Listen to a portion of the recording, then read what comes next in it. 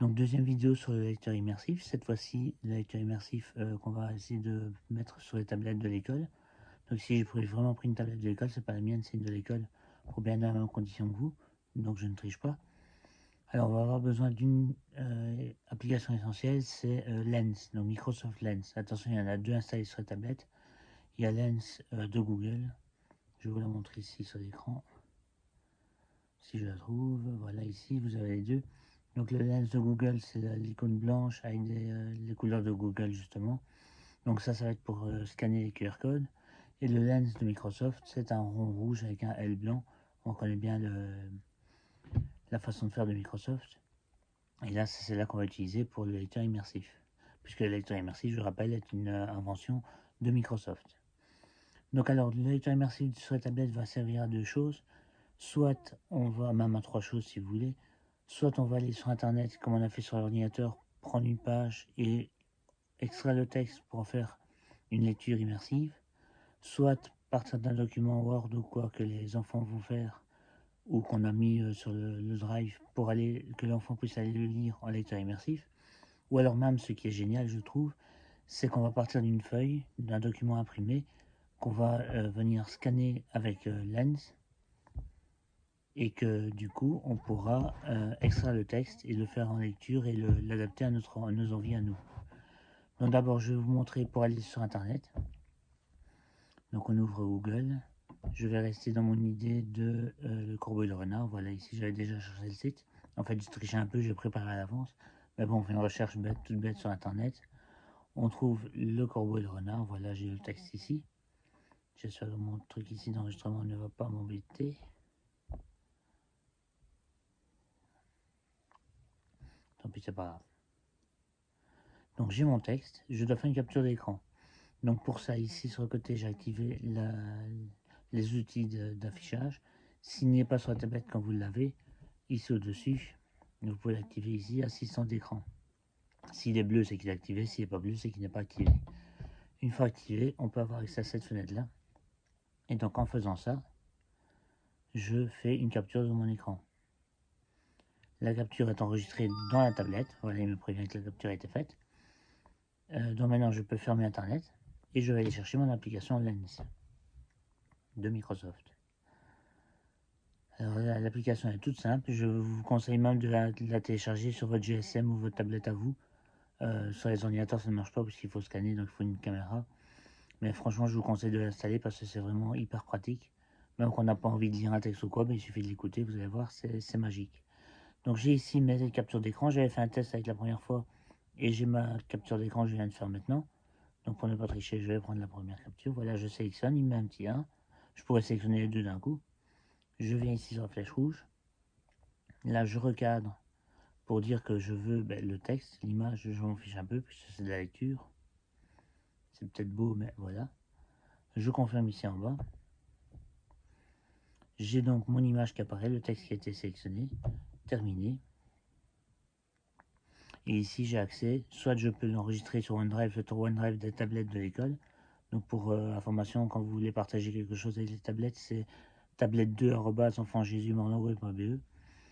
Pour la petite histoire, j'ai pas su mettre tablette tout seul, j'ai dû mettre le 2, puisque j'avais déjà créé l'adresse tablette enfant Jésus au tout début sur Google, et donc Microsoft râle un petit peu si on utilisait la même adresse. Donc c'est pour ça que c'est tablette 2.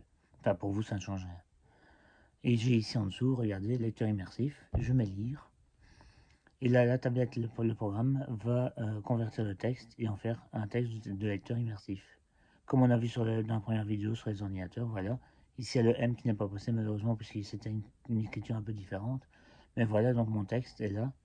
Je peux le lire. Être corbeau, sur un arbre perché, tenait en son bec un fromage. Si je n'aime pas, souvenez-vous, on peut changer homme ou femme. On peut mettre plus vite ou moins vite ici. Et je retrouve mes outils de lecteur immersif là-bas, en haut à droite. Donc ici, par exemple, je peux mettre le focus sur la ligne. Attention, c'est écrit en anglais. J'ai pas encore su mettre en français le lecteur immersif. Mais bon, ça se comprend assez vite et assez facilement. Une fois que les enfants seront habitués, ils trouveront les outils puisque c'est tout le temps au même endroit. Le dictionnaire d'images, je peux traduire dans la langue que j'ai envie. Par exemple, si je veux mettre le corbeau et le renard en catalan, voilà, je dis que je traduis tout le document. Et la traduction se fait automatiquement et je peux même le lire.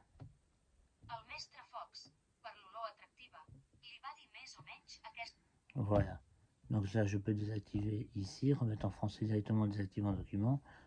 Je peux mettre les noms, les adjectifs, les verbes et tout, comme j'avais fait la première fois dans l'ordinateur. Donc c'est vraiment les mêmes outils. Je peux séparer les syllabes aussi. Voilà.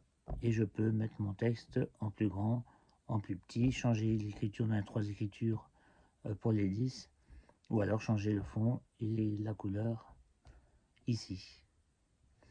Ce qui est bien, c'est que le programme est en anglais, mais si j'active le dictionnaire d'images, il va me le trouver. Voilà, ici, regardez, il marche en français. S'il y a une photo, il propose la photo ici comme renard.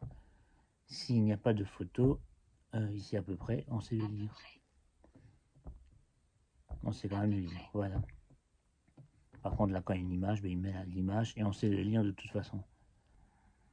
Donc, deuxième partie du jeu. Maintenant, je vais partir non pas d'une page internet ou d'une photo, mais bien d'un document papier, ici, voilà. Le beau référentiel FMTTN, dont je viens d'avoir formation dessus. Tout frais, tout chaud, sorti de l'imprimante. Le texte est catastrophique, ça c'est long, ça c'est petit. Je vais en faire une photo et je vais le transformer dans le lecteur immersif. Donc pour ça, voilà, ici, je viens faire la photo. J'ai mon document. Attention qu'il faut une luminosité quand même assez importante. Dans votre classe ou quoi, ça devrait aller. Ici, je suis un peu dans la pénombre. J'espère que ça ira.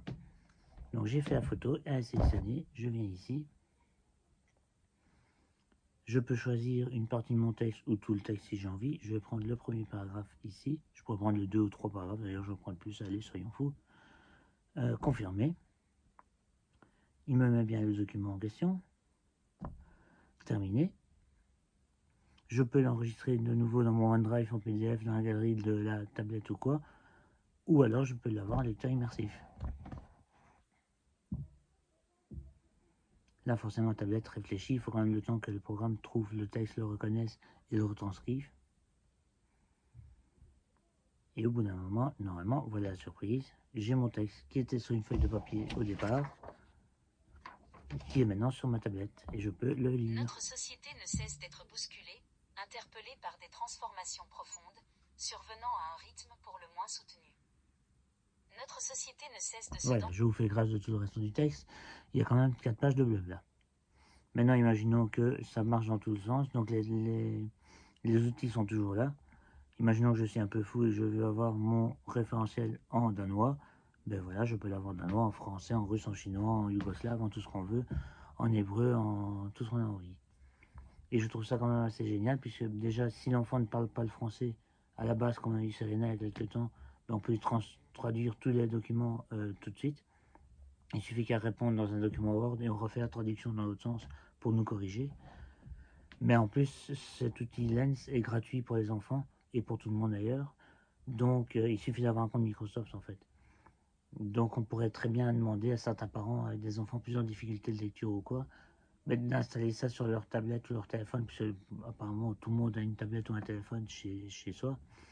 Donc, d'avoir ça à la maison et donc les enfants pour avoir ça, même pour faire les devoirs ou n'importe quoi, ou pour faire des compréhensions à la lecture ou à l'audition, n'importe quoi.